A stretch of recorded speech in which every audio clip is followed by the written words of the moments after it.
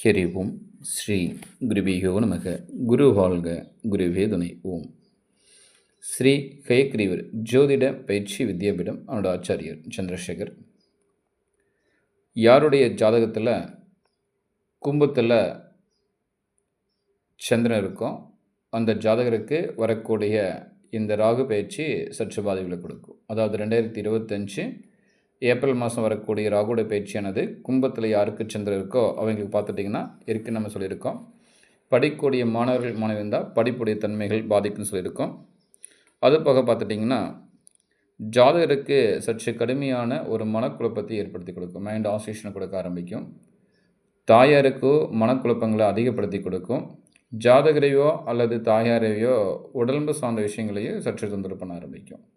நடக்கூடிய தசாபுத்திகள் சாதகம் இல்லைன்னா பிரச்சனைகளை சற்று வீரியப்படுத்த ஆரம்பிக்கும்.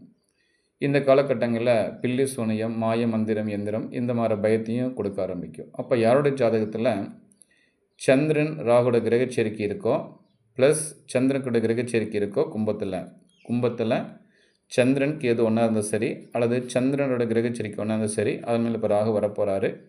அப்படி வரக்கூடிய காலகட்டங்களில் செய்வினை சார்ந்த விஷயங்களில் பயம் என்பது அதிகமாக ஆட்கொள்ளப்படுவாங்க.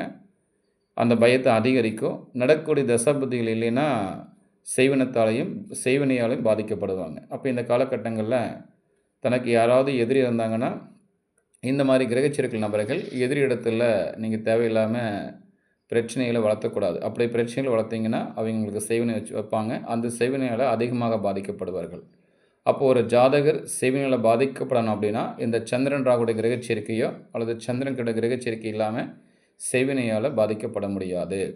அப்போ இந்த கும்பத்தில் இது மாதிரி கிரகங்கள் இருந்துச்சு அப்படின்னா வரக்கூடிய இந்த ராகுடைய பயிற்சிக்கு 1.5 வருடங்களுக்கு உங்களுடைய எதிராளியோட ரொம்ப கவனமாக இருங்க. தேவையில்லாமல் பிரச்சனைகளை வளர்த்துக்க வேண்டாம். அது கடுமையான ஒரு செய்வினை பிரச்சனையால் பாதிக்கப்படக்கூடிய நபராக அந்த ஜாதகர் இருப்பார். ரொம்ப கவனமாக இந்த காலகட்டத்தில் இருக்கணும். அப்படியும் செய்வினையால் பாதிக்கப்பட்டிருந்தீங்கன்னா நீங்கள் ராமேஸ்வரம் போய் கடலில் குளிச்சுக்கிட்டு 27 தீர்த்தங்களை குளிச்சுட்டு வாங்க. இது ரொம்ப விசேஷமாக இருக்கும். செய்வினையால் பாதிக்கப்பட்ட நபர்களும் இதிலிருந்து விடுதலை அடைவாங்க. ஹரி ஓம் ஸ்ரீ குருபியோ நமக. ஓம்.